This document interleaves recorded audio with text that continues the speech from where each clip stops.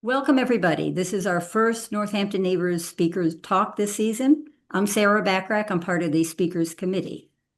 I want to give a little talk about Northampton Neighbors, and then we'll do logistics, and then we'll finally get to why you're here, to hear the speakers. Northampton Neighbors started about 8 years ago. We now have over 2,000 members. There's no fees. Anyone can join, but you have to be 55 or older to obtain services. Our goal is to help all of us age in place and stay connected. Now I get to introduce our speakers. Laurie Sanders is a graduate from Smith. She's a naturalist, and in 2016, she was appointed co-director of Historic Northampton Neighbors. In less than 10 years, she and her co-director have made it an amazing place with many resources. Go see the new exhibit. It's on life-size African Americans and photos of African Americans and their history of living in Northampton. Allison Bell is a co-author of 2 field guides of alpine areas of New York and New England, a graphic designer, and an owner of Kumquat Farm in Whately. Her farm is tremendous. I was there once, but a few years ago, so I'll go again soon. She's very knowledgeable. And now let me turn it over to our wonderful speakers. Say hello. Hello, everyone, and thank you, Sarah. Thank you, Nina, and thank you, everyone, for coming today. Hi, my name is Allison Bell. Do you want to go ahead and share the screen? Yeah, why not? Let's do that. We're going to share our screen. Is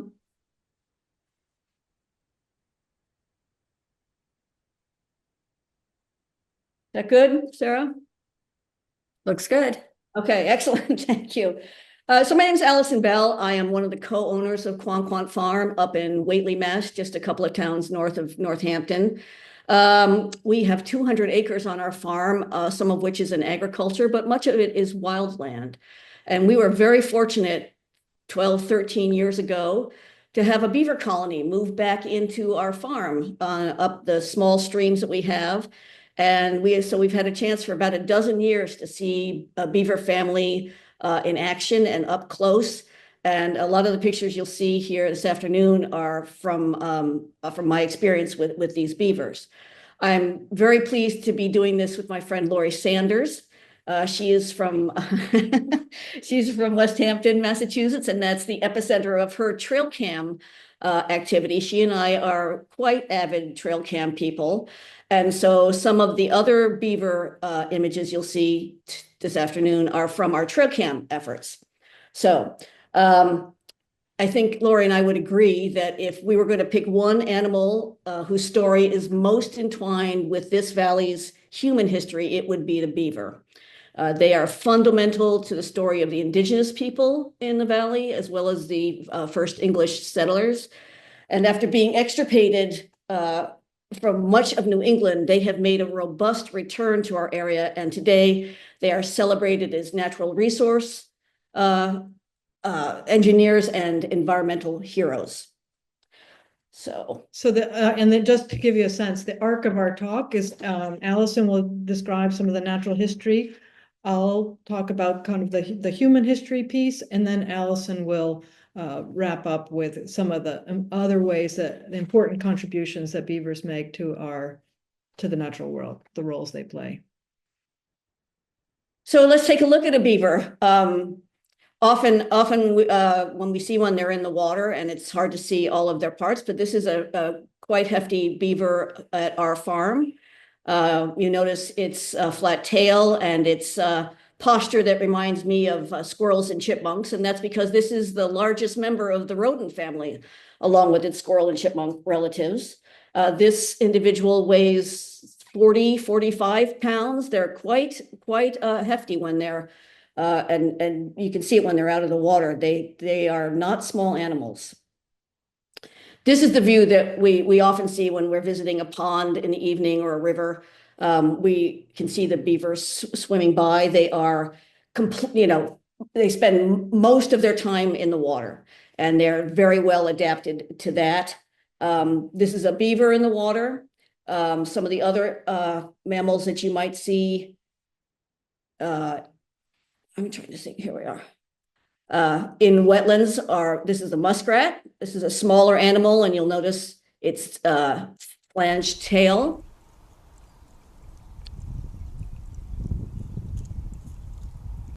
All right, that's muskrat. Otters are also common animals that we see in wetland areas. They are larger and more weasel-like. They are members of the weasel family, and they have furred tails. And then here's a beaver, just for comparison. Same place.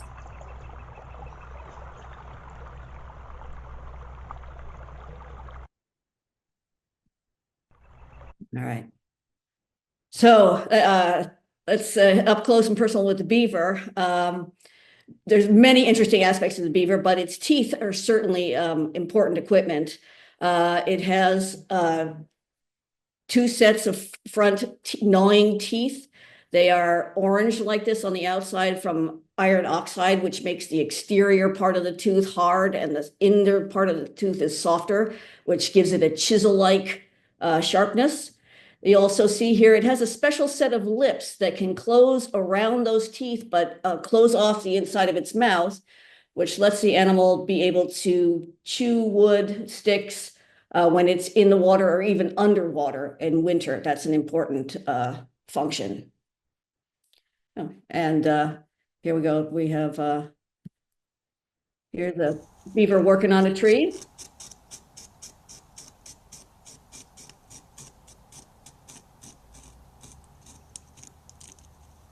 This is the time of year when beavers start to work on trees. They leave that off usually until later in the year when the leaves are down and they're trying to gather the wood to store for the winter. They're very fond, well, there's a lot of trees that they will take, but they're fond of softwoods, which are easy cutting and tend to be species that stump sprout like birch. They are also fond of willow, which at our farm, they actively manage willow clusters and they coppice them essentially by cutting them down in, let's say, year one, and then allowing them to re-sprout, as willows are very good at doing, letting them sit for a year, and then coming back in year three and cutting them again. So they have a renewable resource of willow. And this is a beaver taking willow branches back to the lodge to share with its family.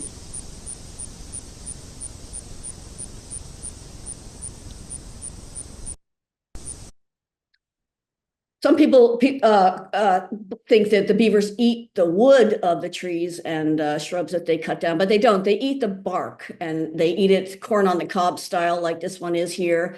And you would notice this if you visit a beaver dam or a beaver lodge. You can see the naked sticks, kind of the corn cobs left behind from their meals. So it is the bark that they're eating, not the woody tree itself.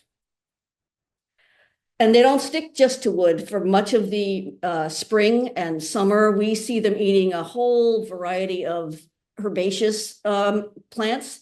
These are sensitive ferns. This is a big favorite among the beavers, I've noticed, at least at our place. Sensitive ferns are very popular. They will eat grasses. I've even seen them eating poison ivy. But anything green and fresh that looks like it would make good salad is beaver food. This is one eating a grapevine.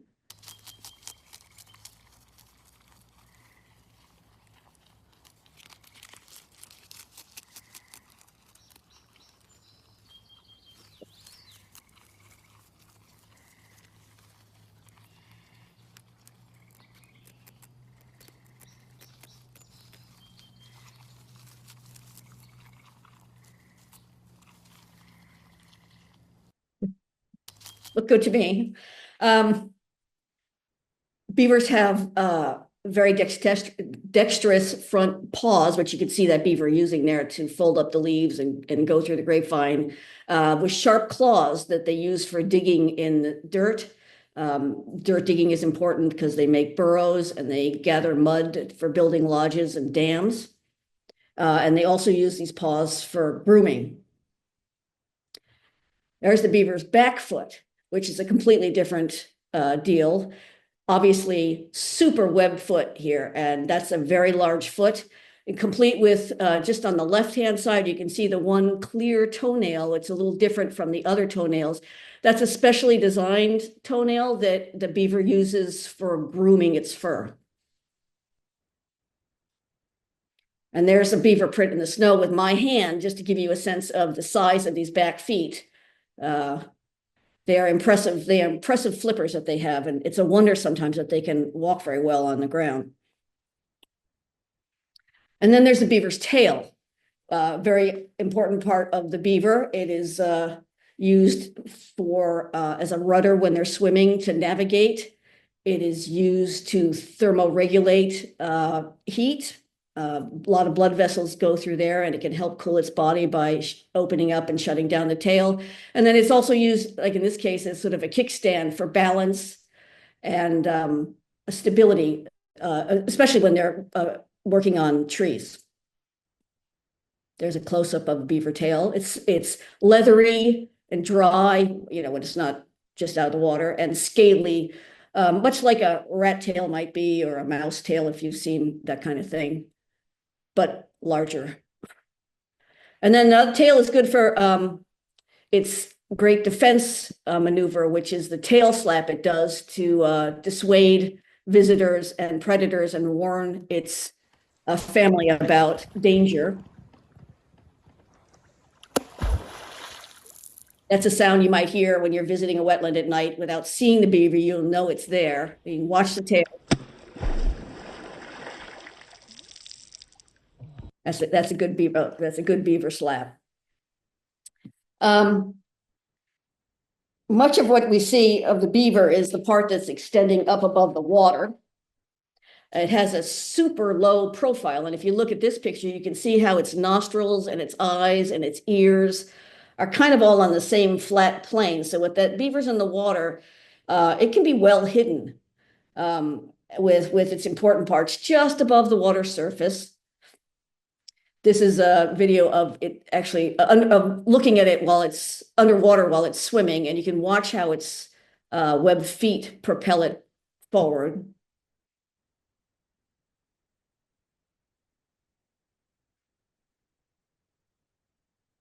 And like an iceberg, you can see that most of the beaver is underwater, more than 9/10, I would say. A lot of the beaver is underwater.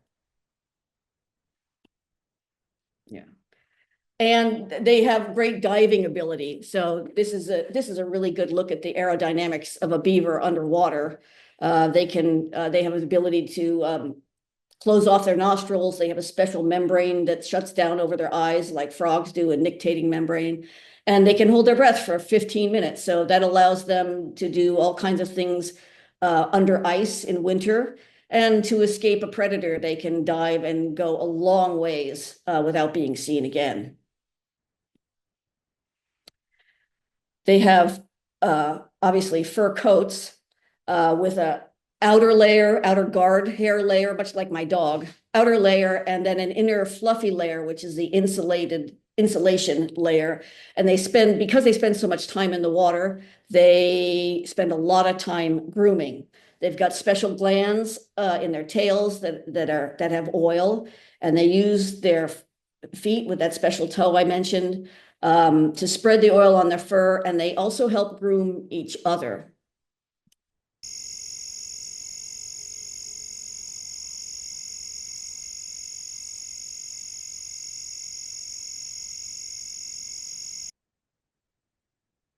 We've seen them spend hours on the shoreline at night, just grooming and hanging out together, doing this important activity. So here's the part, we looked at the other parts of the beaver, and this is the part where we start to talk about the beaver's brain. They have an extraordinary ability to manipulate the landscape by building dams and other structures that alter water flow. And they build these dams to raise the water level in order to give them access to food resources, because they're safer in the water than they are on the land. So it gives them access to food resources. It gives them safety while they're traveling around their territory. It links them to sections of rivers and streams which otherwise would not be accessible to them. This is a shot of beaver building that dam we just looked at, actually.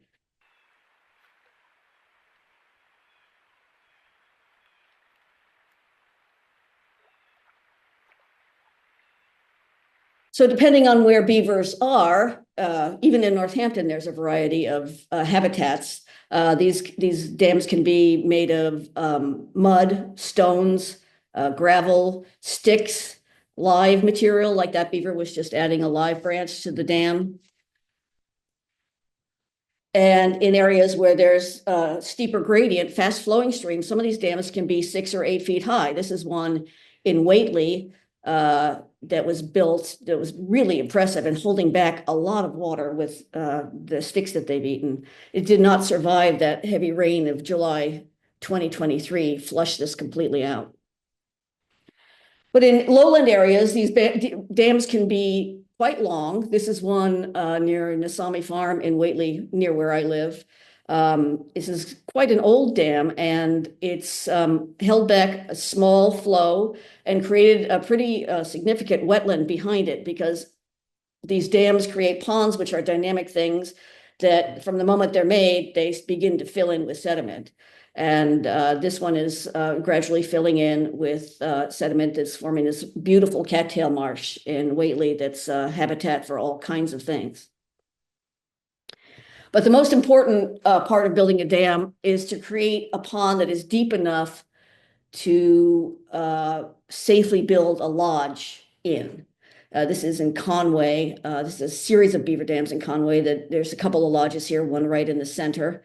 And there it is. Lodges need to have deep water around them because the entrance to these lodges is underwater, which makes them safe from most predators. Will not go under the water to go into these houses. So they need a good 4, 5, 6 feet of water to get in and out of the house. And they also need it to be deep enough that it will not freeze solid in the winter. So the further north you go and the colder the winters are, the deeper the water you need for beavers to safely be able to use these in the wintertime and come and go to their food supplies outside. So this is one that's essentially an island in the middle of this wetland. But you've probably also seen where they build into riverbanks or pond banks like this one, where they're using a combination of tunneling into the bank and then also placing the sticks and mud over it to create that protective and insulating wall. I have a friend, Sally Nazer, who has a wildlife camera page, and she and I managed to get a camera inside the beaver lodge at Quanquan Farm 3 years ago, and got some views that we had never seen before of actually what goes on inside a beaver lodge. So the entrance to the lodge goes underwater and it comes up next to a platform, which is right in front of us here, and you'll get to see beavers actively collect sedges and grasses and cattails to make mats to lie on. And that's what this beaver is doing right here.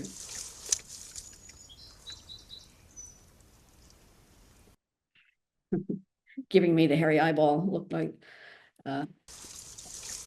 And inside, here's another shot inside the lodge. So beavers are mainly nocturnal. They're most active in the evening and night and early morning. And the bulk of the day, especially in the hot summer days, they spend hanging out, the whole family, which could be 5, 6 or more individuals, hanging out together inside the lodge where the fur gets a chance to dry off. And it's a very cozy, communal kind of situation.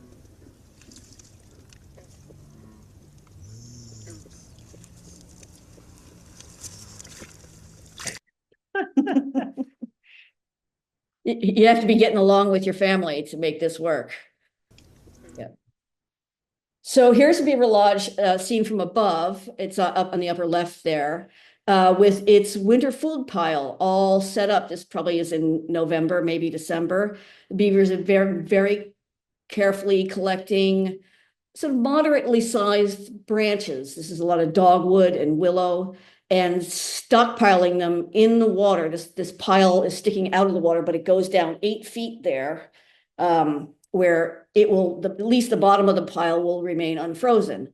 So even in the most severe winter, when this is iced over even a foot thick, the beavers can exit their lodge from that underwater entrance, and they sometimes have more than one entrance, swim out to the food pile, gnaw off what they want to eat that moment and take it back inside and eat. And this is how they weather the toughest kind of frozen in winter. They actively try to keep the water open around their lodges. This is beaver footprints in slushy ice, but they come out regularly to patrol a ring around their food pile, which is sort of a crescent here. And they will move the water, which keeps it from freezing, and they actively break the ice. When it's thin enough, they will break the ice to keep a moat open around their pile. But here's that winter where it is completely frozen over here. That food pile is frozen in, but you see the bubbles in the ice. That is from the beaver's breath, essentially. When they've swum out, exhaled, airs come off of their coat, and the bubbles come up and form terrific patterns in the ice around the food pile. And then spring eventually comes. This is the same food pile, and you can see they've done a bunch of munching. Because there are the leftovers, all those sticks floating around from the stuff that they've eaten. Beavers have an incredible system of reusing and recycling. So the food that they eat in the winter becomes sticks that are available to use for building in the spring. And so they use the material from their winter menu to rehab their house in the spring.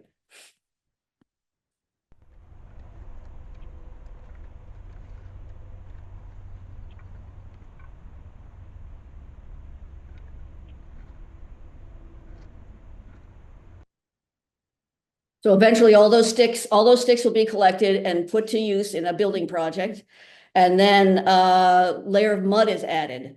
Some people have asked me if beavers carry mud on their tails, and I think that's a leftover impression from even 17th century drawings that showed beavers using their tails like masonry platforms. That's not how they do it. This is how they do it. And it's amazing how much they get done. Those little short arms, they carry armloads of mud, and they walk on their hind feet and place them on the lodge.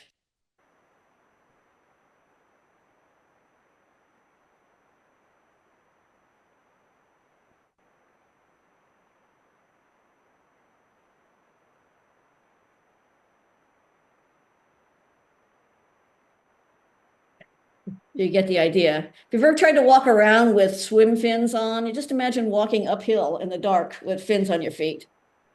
Yeah. So the lodge serves as a winter home, keeps the family safe through the winter, but it is also the nursery. And it is a fortress nursery in which the female has the babies in Northampton and area. This would be in May. And so our cameras inside the lodge caught that one newborn baby this family had in May of 2022, nursing during the day.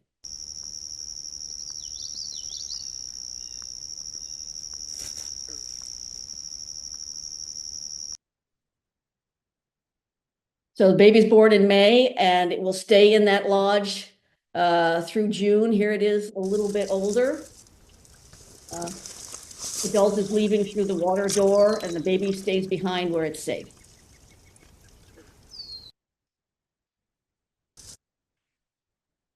Let's see.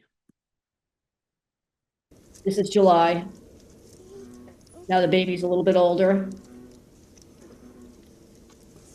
And it's now able to swim out and join its family outside. And the adults keep a very strict eye on these babies because they are easy prey for predators like bobcats. So here's a family with mom in the foreground and grandma in the background there, keeping an eye on the baby that's out for a swim in August. So family groups stay together. They are organized by the adult females in the group. Babies that are born stay with their family for at least 2 years, it may be possibly forever if the habitat can support a growing family like that. But it's organized around the females. And so when you see beaver families, you're seeing sometimes 3-4 generations of beavers together, and they're all related.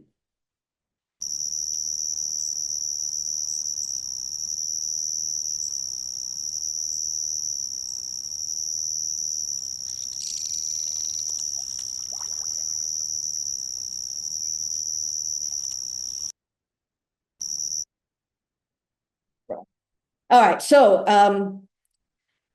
as I said, beavers are quite well established here in our area now. I don't think there's a waterway that we could name that does not have some beaver activity in it. This has not been the case for very long, and I'm going to turn it over to Laurie to tell you the rest of the story. Part of the rest of the story. So one of the pieces, I guess, for me, I grew up in Connecticut, and I had no experience with beavers until I came to the Valley in the early 80s, and I saw my first beaver in Ashfield. And I don't know if everyone else has had a chance.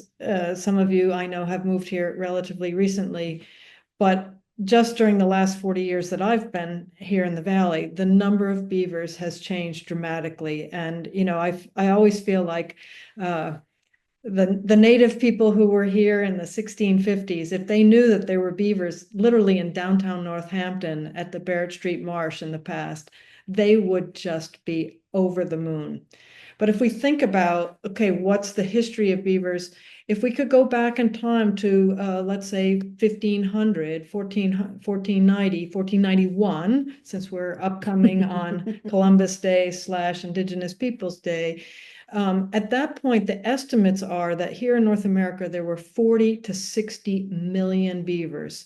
And if we look at Northampton, this is an 1831 map that I've adapted, and I've tried to be really thoughtful about where are all the beavers based on these waterways that I'm familiar with. And I would estimate in that time period that there were probably somewhere around 50 or more colonies of beavers.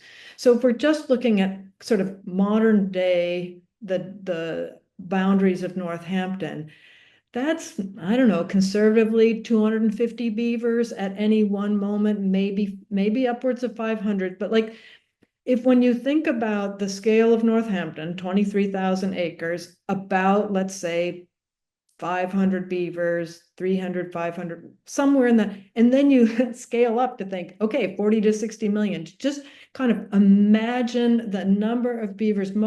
Their range is pretty wide, but a lot of it is in the northern part of North America, extending into Canada. So for when we think about Native people and their relationship with beavers, I think one of the important things always to remember is that we're looking at probably at least 300 generations. You know, the first evidence that we have of people in our area extends back 400 generations. But let's say through climate adaptation, which is about 8,000 years ago, let's say there's 300 generations of Native people all across the range of beavers. And so beavers played such an important role in the lives of so many tribal communities. They were functioned as food, as medicine, important for clothing, very important for storytelling, integrated into religion. And in some indigenous tribes, their teeth were used as part of games. Things really change in the late 15th century. So we think of 1492, but there was a series of explorations coming from Europe where they, quote unquote, discovered America. And what's interesting in terms of kind of thinking globally about that is that Columbus, Cabato, Verrazano, they're all Italians, but they're all working for different countries. They're working Columbus on behalf of Spain, Cabato for England, Verrazano for France. And what are they doing? In most cases, they're searching for spices, a route to the east. But the quote unquote, again, discovery of North America, that triggers a huge movement of mostly Catholic countries where they have to eat fish on Fridays. And so you have a lot of, once the discovery in the Newfoundland area, of coming to search and hunt for cod.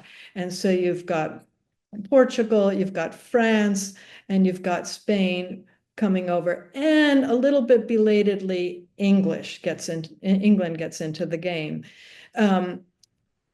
By the 1580s, there are hundreds of ships coming to Newfoundland. And what's happening is they're collecting the cod, they're bringing it to the shore, they're drying it, and in the process, they are beginning to barter, which is a long history in the Native American communities, and trading for knives, cloth, other trinkets for furs. Because at this point, furs are very important in European communities. A lot of it is for, it's warm, it's comfortable, but so the aristocracy, it's not only functional, but it's a show of power and prestige. The other thing that's very important and really just changes the history of the world, and fashion has driven so many world changes. That's a whole other topic that we can go into. But in the 16th century, beaver hats, and Allison mentioned earlier that beavers, including the Eurasian beaver, which you see here on the screen, have these long hairs and then short underfur. And it turns out if you get rid of the longer hairs, that short underfur, if you shave it and you manipulate it, it can be felted and it can be molded into hats, which become, as you see in this illustration, a rage. It's a fashion phenomenon. So that by the time this is all happening, that people are beginning to, Europeans are beginning to come over to the Newfoundland area and off of Cape Cod. The Eurasian beaver, which you see in this range map above, has pretty much been, the term is extirpated, which means not quite extinct, but darn close to it. And it's all to drive fashion. And it's men's hats principally. So for these fishermen coming over, these beaver pelts provide, and other furs, but principally beaver, are super important. Here are the attributes. They're non-perishable, right? They're stacked and dried and very easy to manipulate. Each beaver's skin on average weighs about 1.5 pounds. They're easy to transport, they're inexpensive to buy. People are shocked that native people will trade for a knife. Important, a number of pelts. Prices in Europe are really climbing. Something in our economy that we've been talking about a lot: no tariffs or taxes. And then as I mentioned earlier, these fishermen are benefiting because there's this whole existing tradition of bartering and gift giving. So what happens is so that's in the 1580s. By the time Hudson, who, thank you very much, is an English guy working on behalf of the Dutch, by the time he comes up the Hudson River, one of the staff on his boat, one of the crew on his boat, say, the people of the country come flocking aboard, many bringing us beaver skins, an otter, which we bought for knives and hatchets. So by 1609, when native folks see a foreign vessel, they know what's important and what's going to be an important commodity.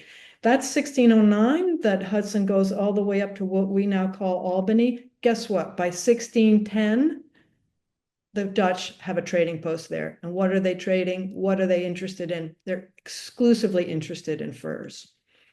By the time 1614 comes and Adrian Block comes up the Connecticut River, a Dutch guy now working for the English, by that point, more than 7,500 skins annually are going down the Hudson. By the 1650s, we're looking about 10 times that amount going down the Hudson, as many as 60,000 skins. And by a little bit later, we're looking at 80,000 skins going down the Hudson River. So you just think of, like, how do you get that many when you think of just looking at Northampton and how many animals were probably living here? It's all on. And this really is the whole other aspect of the beaver wars, where native tribes are now beginning to aggressively fight against one another to access this prime beaver territory as areas get cleaned out. So that's, we all know 1620, the Pilgrims come here. By the 1630s, there's this whole huge wave of English coming to the New World. 20,000 plus people, and they're not motivated, thank you very much, by religious principles. They're looking to make money, and the New World offers opportunity. So that's the 1630s and 40s. In 1633, Jonathan Winthrop, who is then the governor, says the Connecticut River Valley is not a, quote, a place not fit for plantations, there being 3,000 or 4,000 warlike Indians. Well, to the English, providentially, disaster strikes the native communities. And in 1634, William Bradford of the Plymouth Plantation writes that this spring, those Indians that lived in the area near Windsor fell sick of smallpox and died most miserably. That's 1634. Accounts are that upwards of 90% of the people in that area perished because of that. 2 years later, what happens? Ta-da! Springfield is settled. So those warlike Indians that were talked about just a couple of years ago, now things have changed. William Pynchon, an Englishman, establishes a colony, a settlement in Springfield. What for? It's all about becoming the northernmost fur trading post on the Connecticut River. And that's the focus. And so if you look at some of Pynchon's records, you can see that whoops, for some reason I can't go back. But in 1652, you saw that there was thousands of beaver pelts in Pynchon's records. By 1653, 1654, Northampton is settled. How many? Okay, Allison, what did I do? I don't know. Can you get there from there? Yeah, okay. You want to go back? No, one? that's fine. By then, okay, 2,500 beaver pelts. Now watch the numbers. So these numbers, I really think that if you look at what's happening here in Northampton, it's by the time Northampton is settled, thank you very much, I think there's almost no beavers left. I think almost all of that harvesting of beaver is all coming down from Vermont, Maine, points north, other parts of New York, to this fur trading post in Northampton. I'm holding out one beaver up there in the corner because there may have been some persisting beavers and why am I saying that? Because in 1658, Hadley is settled, and in the deed, the native people write that they reserve the liberty to hunt deer or fowl or to take fish, beaver, and otter. Now, without that deed, I would have told you, okay, there's no chance that there's any beavers left in our area, but perhaps there were. So this is very quick, and then we're going to shift back to Allison. If you just watch these numbers, 1655 to 1657, a couple thousand, about 700 average a year. 1658 to 1674, much longer chunk of time, but less, about 400. By 1675, only about 200. So you see within this region, with Pynchon's accounts and other accounts here in Northampton, the numbers are just declining. So this pushes the fur trading to the west. And what are we talking about for the value of a single beaver pelt? This is an either or kind of thing. In 1703, you can get a couple yards of cloth or 6 knives or Indian corn or, right? So you can go down through this list, but you see that a single pelt has tremendous value. By 1700, by around that time, as I mentioned, really things go to the north, to Canada, and to the west. And a guy who you see this funny little illustration, that's John Jacob Astor, who we know of Astoria in New York, and many of you are very familiar with him, but he comes over right after the American Revolution and as a German, and he early on has a different career, but then he becomes very involved in the fur trade, and he shapes the nation. But by the 1830s, even out in the western part of the United States, the beaver populations are crashing. And what really saves the beaver is the invention by the French of a machine that can create something called silk plush. And these are two hats in our collection, and they resemble, they're not as adaptable in rainy conditions, but they are less expensive. They have the beautiful sheen, and you can, again, this is a style that every man wears. So the French are creating this fabric, and it's being shipped to England, the US, and other countries where hatters then prepare this. And basically, the height of the hat distinguishes the prestige and power of the individual. By that time, beavers have been away from this area for so long. Like, look at this terrible illustration from the 1800s. Does that really look like a beaver? People have no idea. They haven't seen a beaver now in real life for probably a century. And we could go on and on about the role of beavers in shaping European history, American history, but as Ben Goldfarb wrote in his book, Beavers explain about just every significant American geopolitical event between European arrival and the Civil War. And that is 110% true.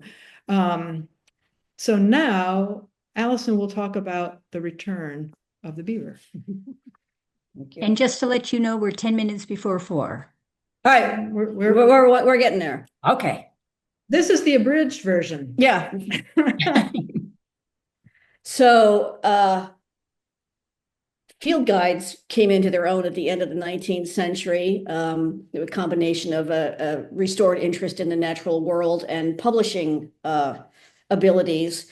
And in the 1890s, 1900 field guides to this region, beavers are definitely referred to as a thing of the past.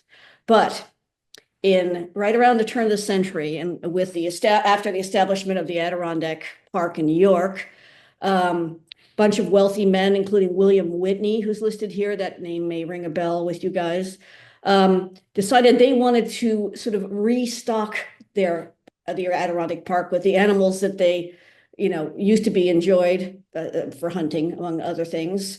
They were going to restock them. They were going to get these animals from somewhere else and bring them into the Adirondacks. William Whitney had a modest parcel of 80,000 acres that he owned in the Adirondack Park. So he had the money to pay to import some beavers, some caribou. They were a bunch of animals they wanted to bring back. But he did bring back some beavers, 5 or 6 beavers from out west someplace, and let them loose in his 80,000 acres. And these are articles from that time about that restocking. He let them go, and he convinced the New York legislature that they should prohibit hunting and pass laws to protect these returning beavers, and it was successful. There may have been some vestigial beavers still left in the Adirondacks in the darkest, furthest back corners, but these new beavers started a resurgence. This is an article from the Springfield Republican celebrating the fact that beavers might return sometime to Massachusetts. And there are 2 postcards you're going to see here. This is a beaver dam from 1917. This was such an unusual sight that it was photographed and made into a postcard that you would send to show this, unbelievable thing that was happening in your town. So the Springfield Republican started talking about it. There's a postcard of an Adirondack beaver house. Again, a really extraordinary thing to see in the early part of the century. And then by the 20s, evidence started popping up of beavers making their way towards Massachusetts. Some of them seem to have reached the Hudson River and then come down the Hudson and up some of its tributaries to reach the Houstonic drainage. There were some found in Pittsfield. And then another hunting club up in Bennington copied what the Adirondack people did and imported beavers into the Deerfield River drainage there as an experiment. And those beavers took off. So one way or the other, from the Hudson on the west or the Deerfield River to the north, these animals quickly made their way back into Western Massachusetts. And this is a Sunday Republican article from 1938, where Uncle Sam is taking his hats off to the beavers. And of course, this is a time, Dust Bowl era erosion, very erosion aware time. And this article celebrates beavers as environmental engineers and a benefit to the ecology of an area. It's interesting to me that the picture that they chose is clearly a diorama. They did not have a picture of a real beaver dam. Those are stuffed mounted beavers on a Faco lodge with a painted background, I think. But it was the beginning of welcoming these beavers back. And even Thornton Burgess, who we know from here in Western Massachusetts, worked Patty the Beaver into his books. Patty was a character, and readers now had a new appreciation for the beaver because it was not an extinct or extirpated animal. It was an animal that now had a presence in their community. That's the map, but it's not. All right. Oh, yes, Laurie's made this map to show the beavers returning to Northampton. And Should we stop? no, go ahead. Well, it just we're not quite back to 1491 because some of the habitats where they previously lived are either agricultural lands or are actually filled and have houses. So beavers can't recolonize all the places that they were historically, but they are widespread in Northampton. Should we stop here? Is that the end? I can't remember. There's one more. Oh, there's more beavers. More beavers coming. Look, they're multiplying. Well, so today you will read about beavers being celebrated for the environmental benefits that their activities provide. Beaver dams moderate extreme flooding events. So instead of the water, when you get 10 inches of rain in Conway in July, instead of it running immediately all downstream, a series of beaver dams serve as checkpoints to that flow and can slow the flow of heavy rainfall so that it's less damaging to areas downstream. The wetlands that are created behind beaver dams, this is a cattail marsh behind a beaver dam, create water supply. They help purify the water. They encapsulate invasive plant seeds that come down that settle in the bottom. And the wet soils in the bottom of the wetlands help sequester carbon. All good things for the planet. Just as a slide, this is a photo of our farm in Whately 2 years ago during the extreme drought. You can see how dead and dusty some of the grass looks in the top part of the picture. But in the bottom of the picture, you can see the beaver dams, and you can see the green where the beaver dams are still holding water even in this drought and have raised the water level enough so that these are our blueberry rows, probably helped save our blueberry bushes. We have 2,000 of them by the fact that the beavers were there and had made those dams. And then the last thing, and this is the part that Laurie and I celebrate every day, is the biodiversity that is created by having beavers come to an area, not just the plants, many different wetland plants that come and the insects that come with them, but also the wide variety of birds and animals that arrive to take advantage of the resources.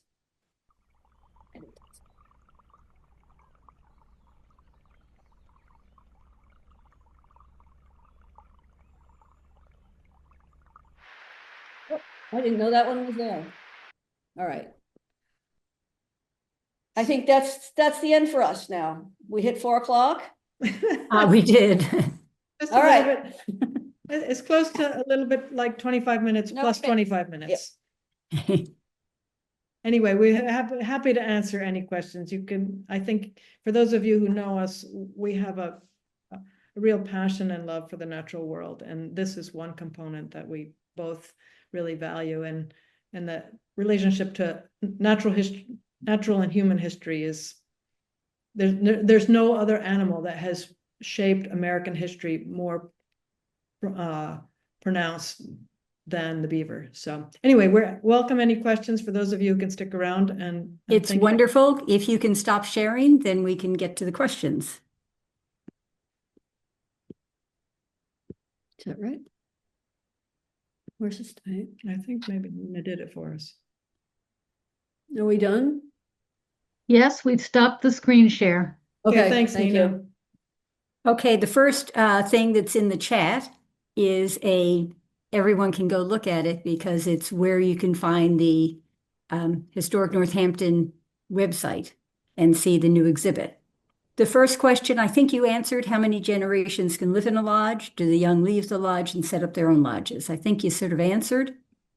Well, it depends where you are. In super prime beaver habitat, I'd say I'd point to the Adirondacks, for example, where you have vast wetlands with vast resources for them. I have seen beaver lodges that are 5 or 6 lodges together, and so it can be quite a large family grouping together. But in a single lodge like we just looked at, I would say 5 or 6 animals is sort of normal. Okay, I just lost my chat, so I've got to go back there again. Okay, who are the beaver predators besides bobcats? Well, I think there's probably a wide variety of animals that would take them. Bobcat, maybe a coyote if it catches them up there. A small beaver, I think I can imagine a great blue heron poking at it and damaging it. Also an otter. Otters are, really great predators. They're also subject to diseases and pests, just like any other animal. They have their own tick species that bothers them that we have seen in various lodges. Allison has seen them. Well, to the great enthusiasm of a friend of ours who's a tick biologist. He'd heard about beaver ticks, but never seen them. So yeah, Allison brought him. The little beavers are quite small and defenseless and not good swimmers, and so any number of predators that would prey on a small rodent, including owls, I suppose we could count them in, would be other birds of prey. Yeah. But a lot of this activity, like Allison, we were very careful in showing these daytime pictures, but so much beaver activity happens at twilight and at night. So those are really the sweet times to go out. And so much of our wildlife camera work, it's almost so often beavers are moving at night.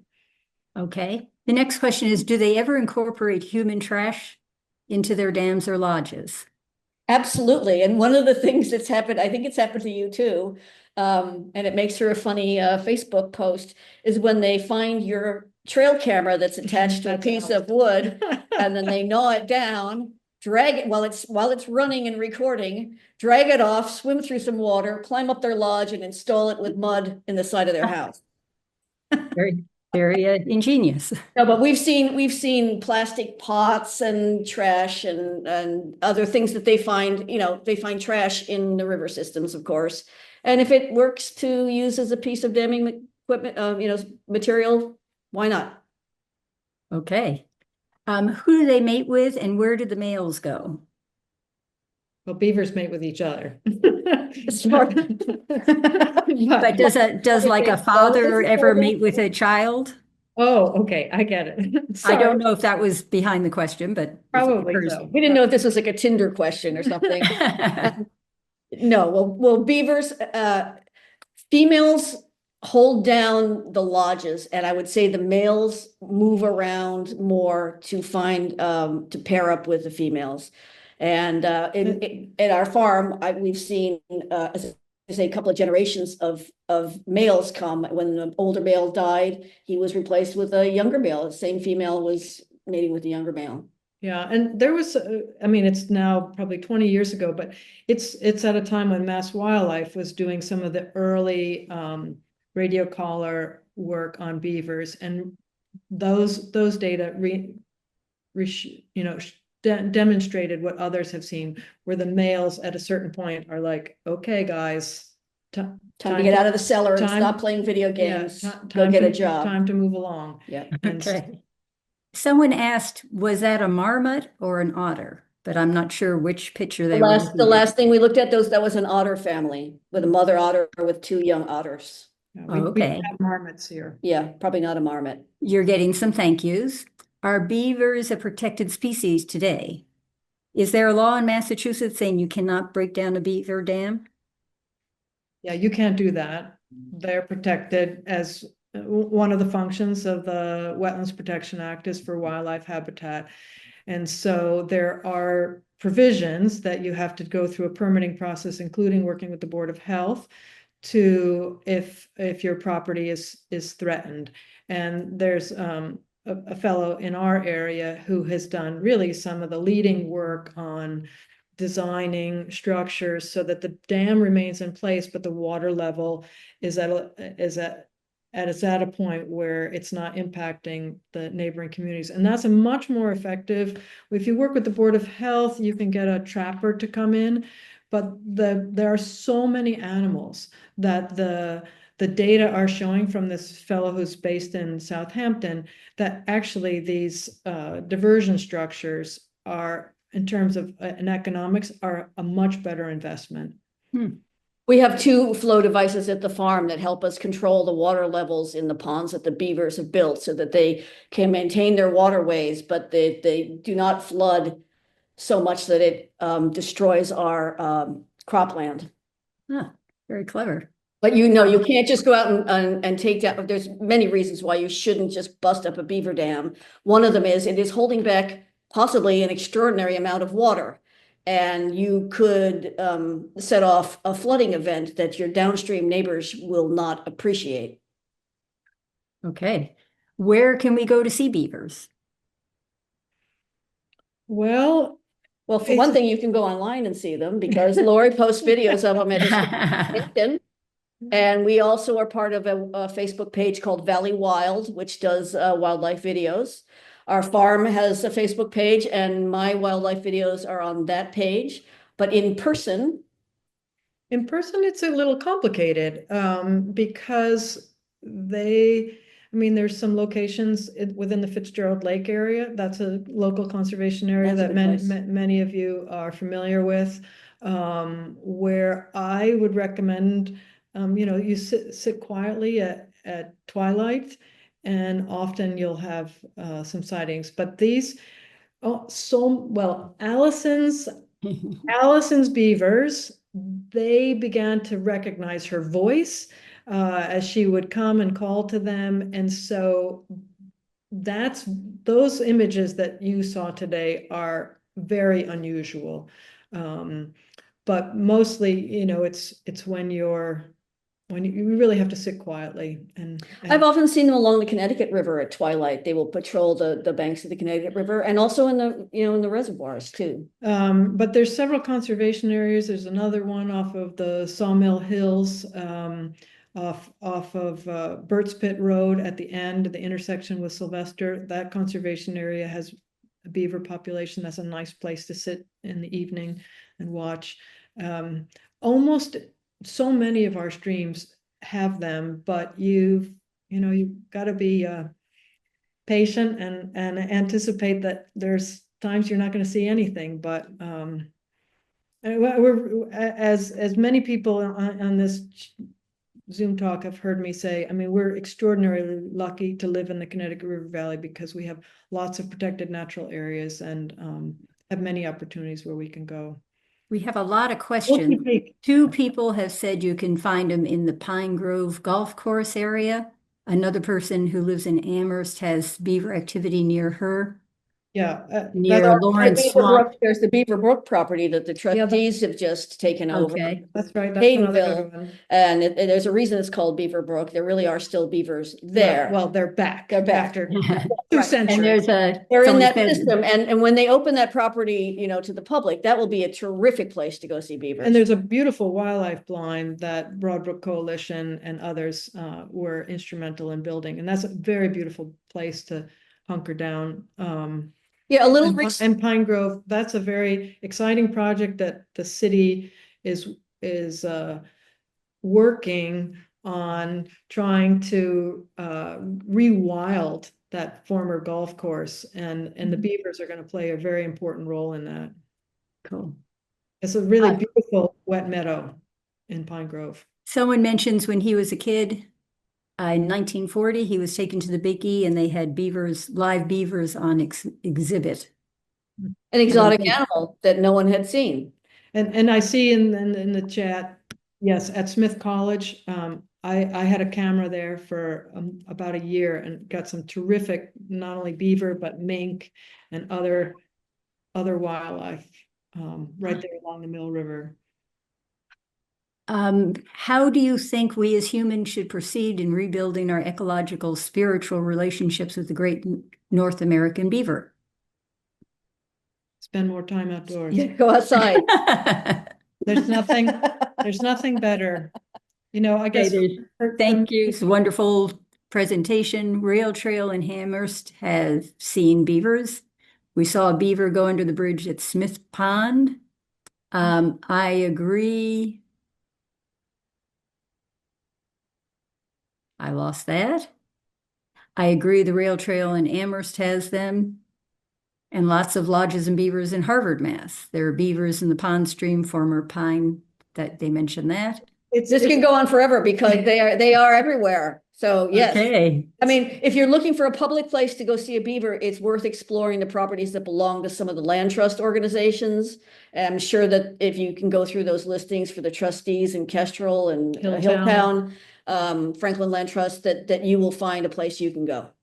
It sounds like you have a new business to start, a beaver tour at your farm. Yes, Okay. well, we have given tours, so yes, you're right. We made it through all the questions. There's many thank yous. I'm not doing that. Great presentation. And it's 10 past. Any people with Alrighty. last questions? Thank Nope. you. so More much. thank yous. Well, Thank thank you you guys so for much. having us. Yeah, This and- was great. We had at the height 87 people. So it was a great audience. Thank you all for watching us and thank you for presenting. Hey, our great pleasure. Thank you so much. Thank you. We'll Bye-bye. stay in the wetland.